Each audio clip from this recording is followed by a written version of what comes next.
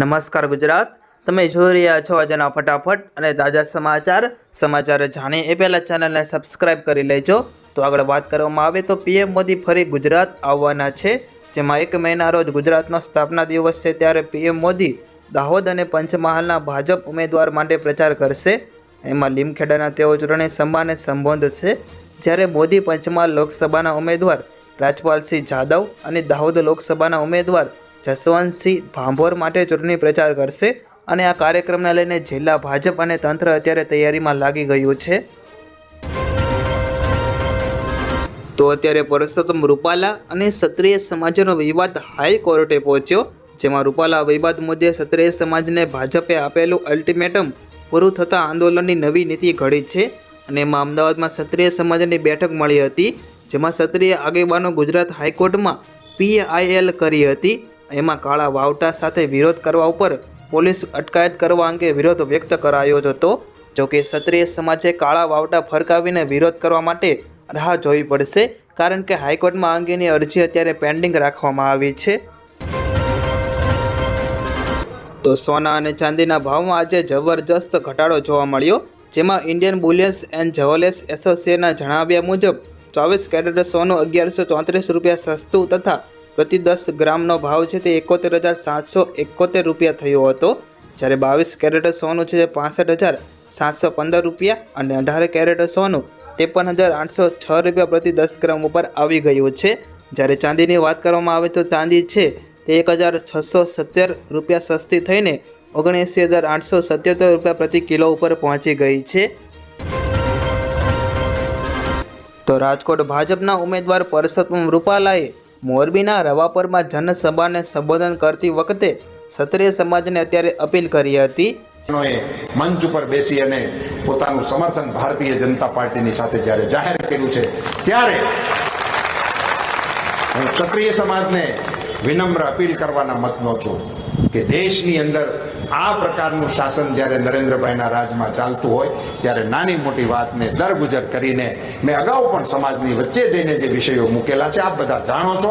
પુનશ્ચ ફરીથી હું અપીલ કરું છું કે રાષ્ટ્રના આ પ્રવાહમાં મોદી સાહેબના હાથ મજબૂત કરવા માટે ને સમર્થ ભારત બનાવવા માટે આપ સૌ પણ સાથે જોડાય એવી અપીલ। ભારત વિશ્વગુરુ હતો, આજે દુનિયાભરના લોકો આપણે ઇતિહાસમાં ભણતા હતા, તક્ષશિલા અને નાલંદાની અંદર ભણવા આવતા હતા। વિશ્વભરના ચાઇની મુસાફરે લખ્યું છે એના ભારતની વિઝિટમાં કે અહીંયા આ પ્રકારની વ્યવસ્થાઓ હતી અને એમાં આટલા વિદ્યાર્થીઓ ભણતા હતા, આટલા ગુરુકુળો હતા, એવું એમાં લખેલું છે। હું હમણાં રાજકોટના અમારા લોકસંપર્કના કાર્યક્રમમાં એક યુનિવર્સિટીમાં ગયો હતો, મારવાડી યુનિવર્સિટી એક યુનિવર્સિટી છે, એમાં મારે જવાનું થયું હતું। ત્યારે એ લોકોએ મને ત્યાં મંચ ઉપર કીધું કે અમારી યુનિવર્સિટીમાં આજે 40 દેશના લોકો અહીંયા રાજકોટમાં ભણે છે। નહીં, અહીંથી તો ભણવા જાય, આપણા લોકો રાજકોટ ભણવા જાય એવું નહીં, 40 દેશના લોકો, 40 વિદેશના લોકો રાજકોટની અંદર આપણી યુનિવર્સિટીમાં ભણે છે। આ પ્રકારની સ્થિતિનું સર્જન 10 વર્ષના શાસનમાં મોદી સાહેબ કરવામાં સફળ થયા।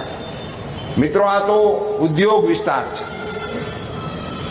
અહીંયા તો મને હમણાં મારી બાજુમાં બેઠા હતા દુર્લભજીભાઈ કહેતા હતા કે અહીંયા લગભગ આજુબાજુની આ 4 સીટ ને અસર કરતો આ વિસ્તાર, 4-5 જિલ્લાના લોકો તો અહીંયા કામ ધંધા અર્થે આવીને વસ્યા છે અને અહીંયા પોતાનું ધંધા રોજગારનું કામ કરે છે ને હવે અહીંના નાગરિકો બની ગયા છે।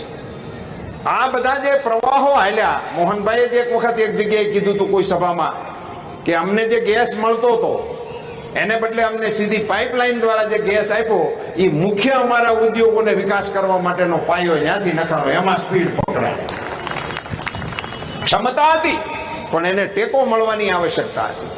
એવા તો અસંખ્ય પગલાઓ મોદી સાહેબે રાજ્ય સરકારના મુખ્યમંત્રી શ્રી તરીકે અને વડાપ્રધાન શ્રી તરીકે લીધા।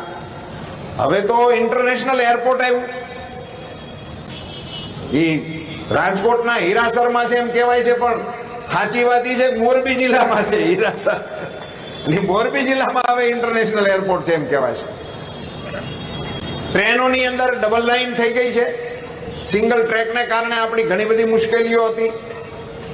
ડિજિટલ કનેક્ટિવિટી, બ્રોડબેન્ડની કનેક્ટિવિટી, આ બધી જ કનેક્ટિવિટીઓને કારણે અને અહીંથી આપણો સમુદ્ર કિનારો નજીક હોવાને કારણે આ ક્ષેત્રને મોટા મેન્યુફેક્ચરિંગ હબ તરીકે વિકસાવવા માટેની કલ્પના મોદી સાહેબના મનમાં અહીંયા જે દિવસે મને એમ લાગે છે કે સેવા સદનના ઉદ્ઘાટનમાં આવ્યા હતા મોદી સાહેબ, જૂના સેવા સદનના ઉદ્ઘાટનમાં, તે દિવસની એમની જો સ્પીચ કોઈને યાદ હોય તો એ વખતે એમના મનમાં એવું હતું કે આ વિસ્તારને આપણે વિકાસના હબ તરીકે વિકસિત કરવા માટેનો પ્રયાસ કરવાનું એમણે કર્યું હતું. ત્યારથી શરૂ કરીને આજ સુધી દેશના અનેક પ્રવાહોને બદલ્યા. કાલે મેં વાંકાનેરની સભામાં એક સરપંચને ઊભા કર્યા હતા અને પૂછ્યું હતું કે તમારા ગામમાં ભારત સરકારના કેટલા રૂપિયા આવ્યા. એ તો હું આપણી જાણ માટે આવા બધા પ્રશ્નો અને આવા વિષયો ઉઠાવું છું, એટલા માટે કે ભારત સરકારમાંથી આપણા ગામ સુધીની અર્થવ્યવસ્થા નરેન્દ્રભાઈ મોદીએ બદલી નાખી. તો બીજા સમાચારની વાત કરવામાં આવે તો ફળોના રાજા કેરીનું બજારમાં સારા એવા પ્રમાણમાં આગમન શરૂ થઈ ગયું છે, જેમાં સૌરાષ્ટ્ર, દક્ષિણ ગુજરાતની કેરી અત્યારે બજારમાં આવતા ભાવમાં ઘટાડો પણ જોવા મળ્યો.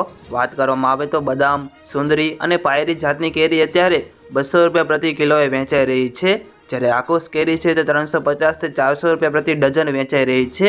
કેસર કેરી છે તે 1500 રૂપિયાથી લઈને 1800 રૂપિયા પ્રતિ 10 કિલોએ વેચાઈ રહી છે, જ્યારે તલાલા અને ઉના અને ગીરની કેસર કેરીની માંગ અત્યારે વધુ જોવા મળી રહી છે. અને અત્યારે જૂનાગઢ માર્કેટ યાર્ડમાં કેરીને વેપારીઓથી અત્યારે ઉભરાઈ ગયું છે માર્કેટ. તો અત્યારે પરેશ ધાનાણીને લઈને મોટા સમાચાર આવ્યા, જેમાં ભાજપના પરસોત્તમ રૂપાલા સામે રાજકોટમાં કોંગ્રેસ પરેશ ધાનાણી મેદાનમાં ઉતર્યા છે. ત્યારે આજે પરેશ ધાનાણી વિરુદ્ધ આચારસંહિતા ભંગ સહિતની ફરિયાદ દાખલ કરવા ભાજપે ચૂંટણી પંચને આ રજૂઆત કરી છે. અને આ મામલે ભાજપનો એક પત્ર સામે આવ્યો. તે મુજબ પરેશ ધાનાણી વાંકાનેરના દરગાહમાં પંજાબના નિશાનવાળો ખેસ પહેરી ગયા હતા, જ્યારે સાથે પ્રચાર કર્યા હોવાની પણ અત્યારે રજૂઆત કરવામાં આવી છે. તો અત્યારે લોકસભા ચૂંટણીના બીજા તબક્કા માટે 26 એપ્રિલે મતદાન થશે. આવી સ્થિતિમાં જે બેઠકો પર મતદાન થશે ત્યાં શાળા કોલેજો બંધ રહેશે.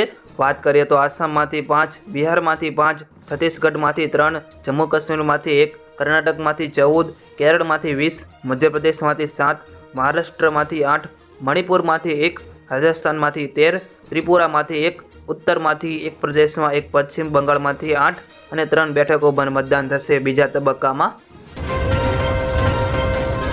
આગળ સમાચારમાં વાત કરવામાં આવે તો દિલ્હીના સીએમ અરવિંદ કેજરીવાલને રાઉઝ એવન્યુ કોર્ટ તરફથી અત્યારે મોટો ઝટકો લાગ્યો છે, જેમાં કોર્ટે કેજરીવાલની તેમના પ્રાઇવેટ ડૉક્ટર સાથે નિયમિત મીટિંગ કરવાની માંગને અત્યારે ફગાવી દીધી છે.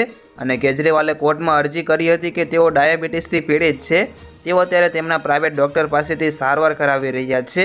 તેમનો વિડીયો પણ અત્યારે કોન્ફરન્સ દ્વારા ડૉક્ટરની સલાહ લેવાની મંજૂરી પણ આપવામાં આવી હતી. તો ખેડૂતો માટે આનંદના સમાચાર. અંબાલાલ પટેલે જણાવ્યું છે કે 10 થી 12 મે દરમિયાન પ્રી મોન્સૂન એક્ટિવિટીની શક્યતા છે, જેમાં અત્યારે ગુજરાતમાં ચોમાસું સારું જવાની આગાહી કરવામાં આવી છે. અને આ વર્ષે જૂનથી સપ્ટેમ્બર સુધી ચોમાસું સારું રહેવાની સંભાવના છે, જેમાં દેશમાં છે તે 104 થી 110% સુધીનો વરસાદ નોંધાઈ શકે છે.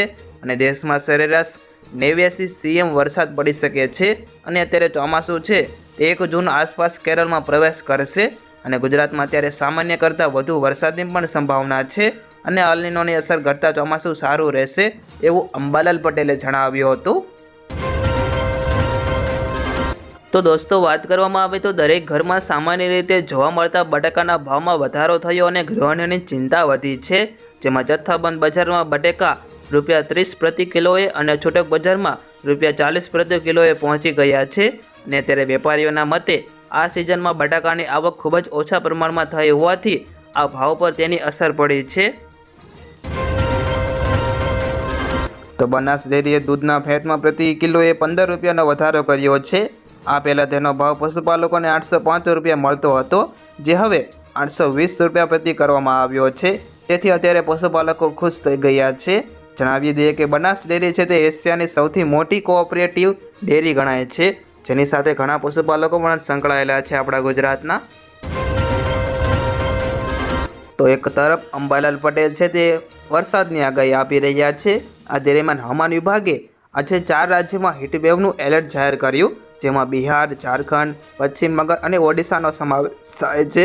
જ્યારે ગઈકાલે દેશમાં સૌથી વધુ 46 ડિગ્રી સુધી તાપમાન છે તે ઝારખંડના પૂર્વ સિંહભૂમમાં બહારગોરામાં નોંધાયું હતું. અને આ સિવાય છત્તીસગઢ, ઉત્તર પ્રદેશ, મધ્યપ્રદેશ, આંધ્રપ્રદેશ, તમિલનાડુ, પુડુચેરી, ગુજરાત અને મહારાષ્ટ્રમાં તાપમાન છે તે 42 ડિગ્રી સુધીને પાર પહોંચી ગયું હતું.